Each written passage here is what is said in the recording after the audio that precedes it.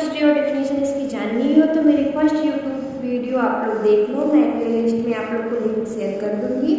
Then इस video में हम लोग classification, application, advantage and disadvantage को डिस्कस करेंगे। फर्दर ये सब डिस्कस करने से पहले एक शॉर्ट इंट्रोडक्शन हो जाए हिस्ट्री और डेफिनेशन क्या होता है, शॉर्ट में हम लोग पहले इसको डिस्कस कर लेते हैं। तो हमने इसकी हिस्ट्री बताई थी, क्या है ये? The term was given by M S. Tswett during his research on plant pigment. इसका मतलब ये है कि जो ये हमारे साइंटिस्ट हैं एम.एस. टिस्वेट, इन्होंने 1903 में अपने रिसर्च प्लांट पिगमेंट की रिसर्च के दौरान इन्होंने क्रोमेटोग्राफी का डिस्कवरी किया था। क्रोमेटोग्राफी इन्होंने टेक्निक का डेवलपमेंट किया था, ठीक है। इसके बारे में हमने फर्स्ट वीडियो में अपना बताया है डिटेल में, आप उसको जाके देख सकते हैं। देन डिफिनेशन क्या है? The term chromatography is derived from two Greek word chromatos and graphos, ठीक है। क्रोमेटोस का मतलब होता है कलर एंड ग्राफस का मतलब होता है writing, colour writing.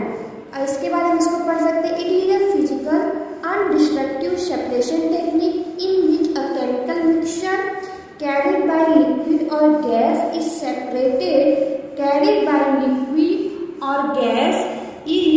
separated into component as a result of differential distribution of the solute as they flow around over a stationary liquid or solid phase, ठीक है।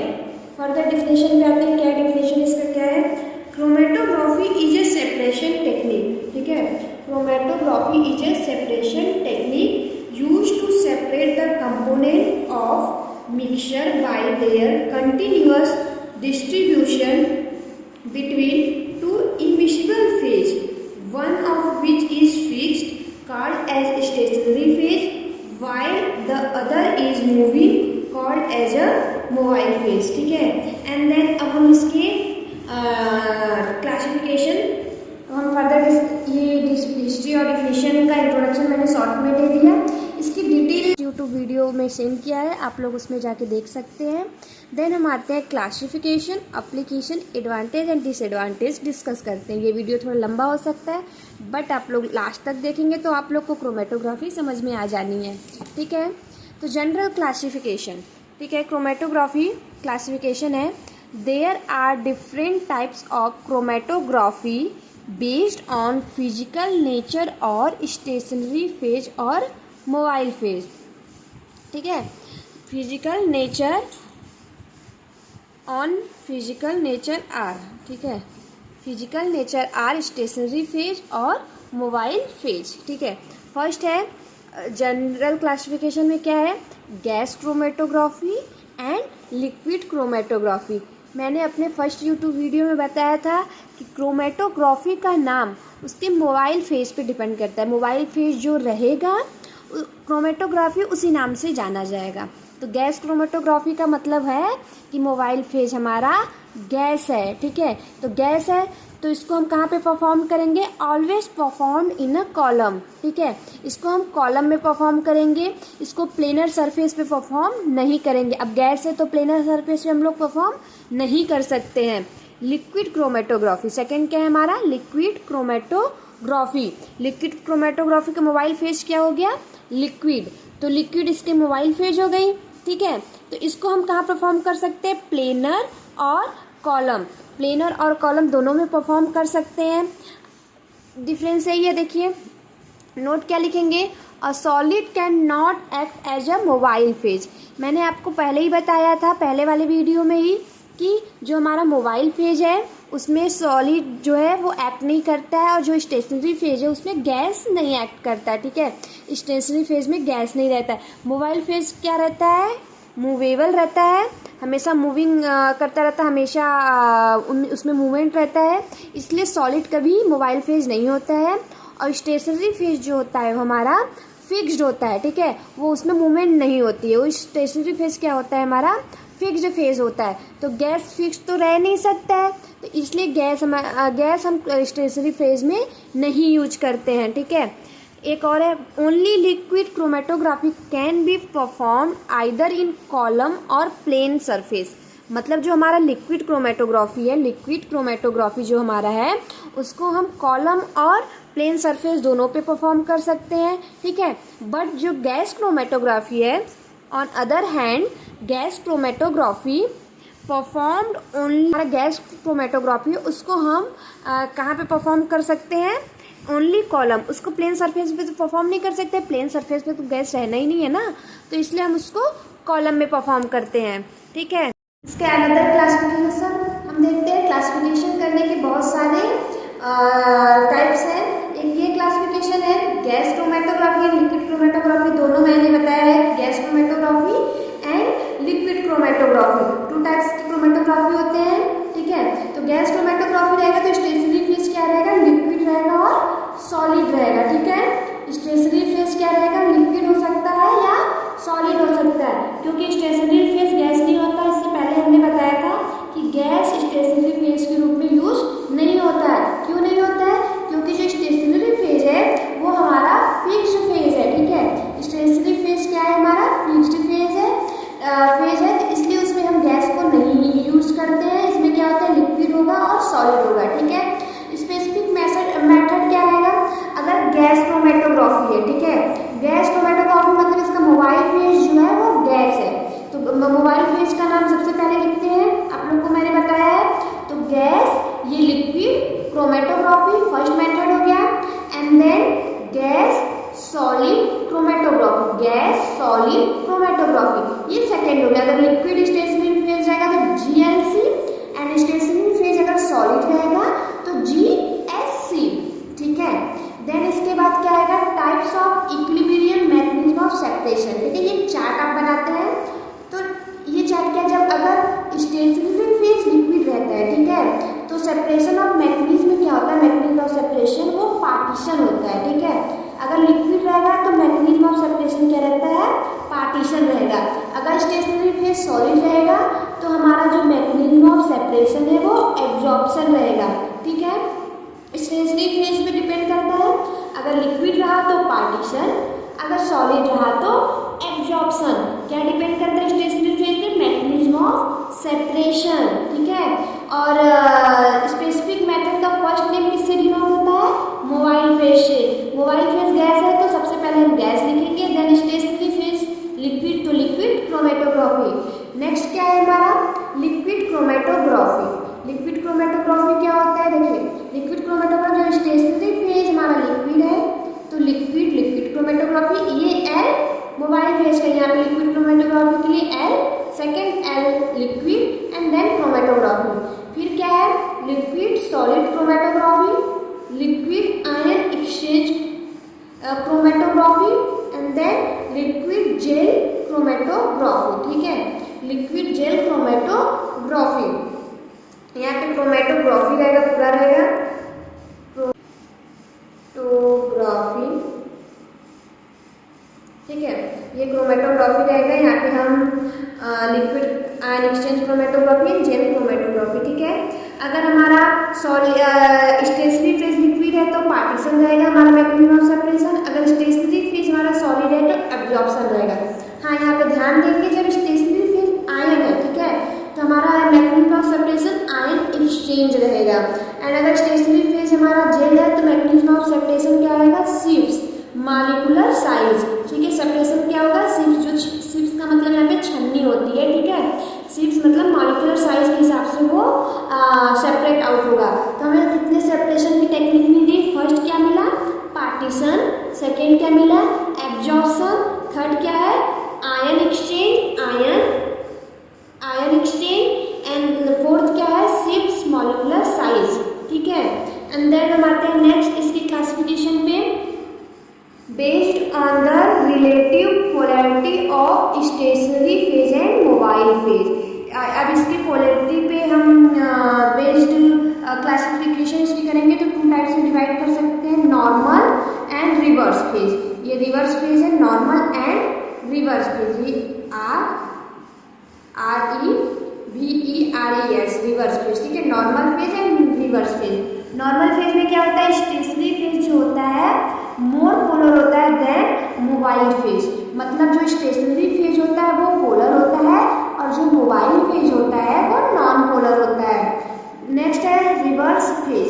रिवर्स फेज क्या होता है, mobile is more polar so polar component evaluate first. तो क्या है इसमें mobile phase polar होता है, स्टेशनरी फेज जो होता है नॉन पोलर होता है। तो जो पोलर सब्सटेंस है वो पहले इवेल्युएट मतलब बाहर निकलते हैं, ठीक है। तो सबसे पहले इवेल्युएट कौन होगा, मोबाइल फेज होगा। सेकेंड है classification based on evolution technique. Evolution का मतलब जो होता है वो बाहर निकलना, ठीक है। इल्यूशन टेक्निक फर्स्ट क्या है, आइसोक्रेटिक। सेकेंड क्या है, ग्रेडियंट। आइसोक्रेटिक में क्या है, mobile phase of the same composition. जो मोबाइल फेज है वो सेम कंपोजिशन होगा। ग्रेडियंट में क्या है, composition of mobile phase change with the time. Time के साथ जो कंपोजिशन है मोबाइल फेज का वो चेंज हो जाएगा। टू टाइप्स में है, आइसोक्रेटिक एंड ग्रेडियंट, ठीक है। इसके बाद हम देखते हैं फर्दर आइसोक्रेटिक क्या होता है। इन this elution technique the same solvent composition or the solvent of same polarity are used throughout the process the separation, ठीक है। इसमें सेम पोलैरिटी की composition same mobile phase use होगा, ठीक है। सेकेंड क्या है, gradient. In this elution technique solvent are gradually increase polarity or increasing illusion strength are used during the process of separation. Initially low polar solvent is used followed by gradually increase the polarity of a solvent, ठीक है। जैसे example हम ले लेते हैं, इसका example क्या हो सकता है, initially benzene then chloroform then ethyl acetate then methanol. अगर जैसे ग्रेडियंट है, इनिशियली क्या होगा, जैसे ये पोलैरिटी इंक्रीज होती है, ठीक है। इसमें टाइम के साथ साथ मोबाइल फेज की जो पोलैरिटी है वो इंक्रीज होती है। तो सबसे ज़्यादा पोलैरिटी बेंजीन, देन उसके बाद क्लोरोफॉर्म, उससे ज़्यादा इथाइल एसीटेट, देन मेथनॉल, ठीक है। ये एक टेक्निक है, इसको नोट करके लिख सकते हैं। Other technique like frontal analysis and displacement analysis में भी रेयरली यूज्ड। मतलब जो फ्रंटल एनालिसिस है और डिस्प्लेसमेंट एनालिसिस है, ठीक है। Frontal analysis and displacement analysis है। एज ए क्रोमेटोग्राफी हम उसको रेयरली, कभी मतलब बहुत रेयरली कंडीशन में इसको यूज करते हैं, नहीं तो ऐसे आइसोक्रेटिक एंड ग्रेडियंट टेक्निक का हम यूज करते हैं। देन अब इसके हम नेक्स्ट पार्ट पे आते हैं, एप्लीकेशन, ठीक है। Application of chromatography. क्रोमेटोग्राफी का एप्लीकेशन हम लोग पढ़ते हैं। देन क्या है, पहला क्या है, फर्स्ट है separation of mixture of compound, ठीक है। Separation of mixture of compound. Chromatography can be used for the several class of drug and their constituent, ठीक है, constituent। हेडिंग क्या है मेरा, हम लोग का सेपरेशन ऑफ, ये हेडिंग है हमारा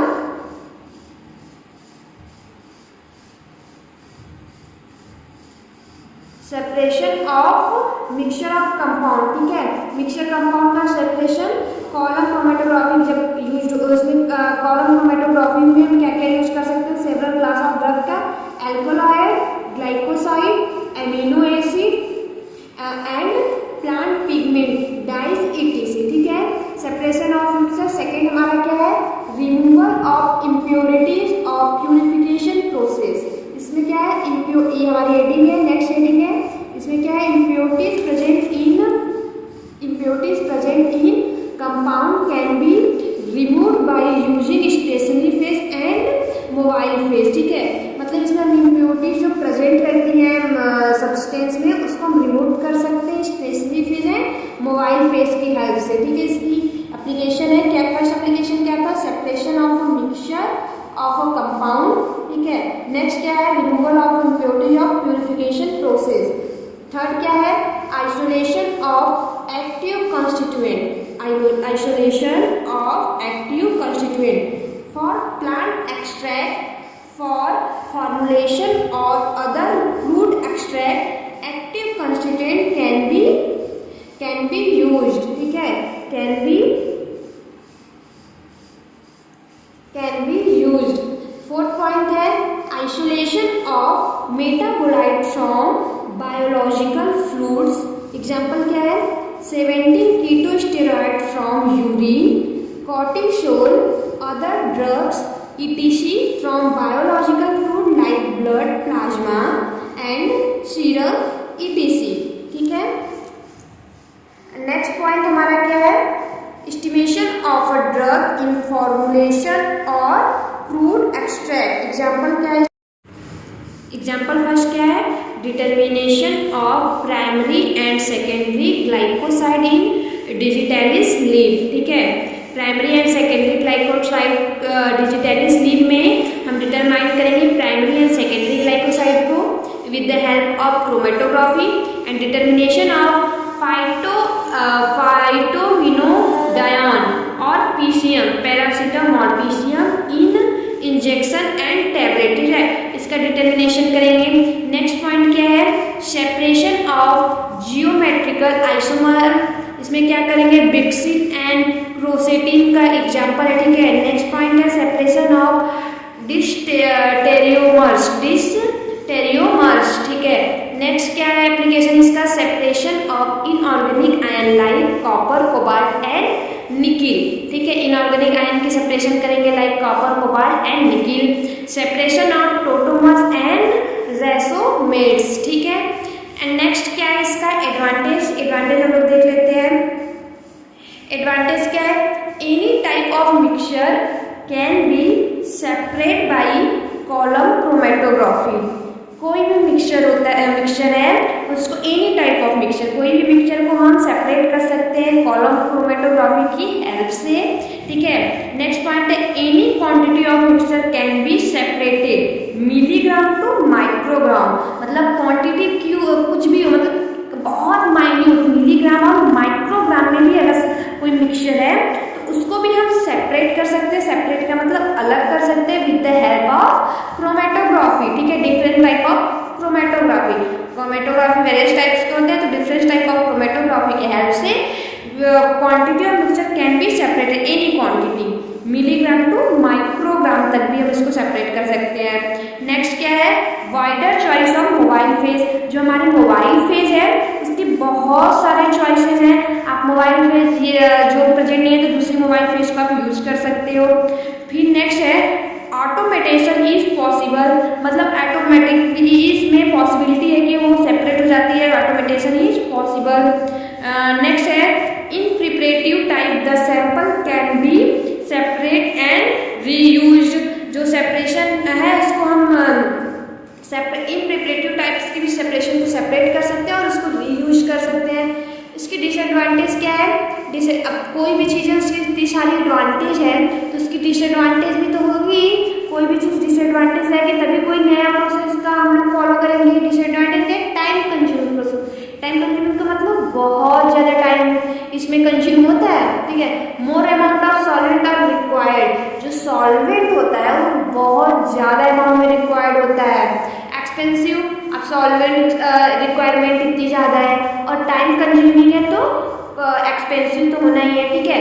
डिसएडवांटेज क्या क्या है? टाइम कंज्यूमिंग प्रोसेस है, मोर अमाउंट में सॉल्वेंट्स रिक्वायर्ड है एंड एक्सपेंसिव है. ठीक है. Thank you guys. प्लीज़ आप लोगों को अगर ये वीडियो समझ में आया हो, आप लोगों को क्रोमेटोग्राफी समझ में आई हो, ठीक है, तो आप लोग इस वीडियो को लाइक करें. ठीक है, लाइक करें, सब्सक्राइब करें और कमेंट करना ना भूलें. Thank you guys.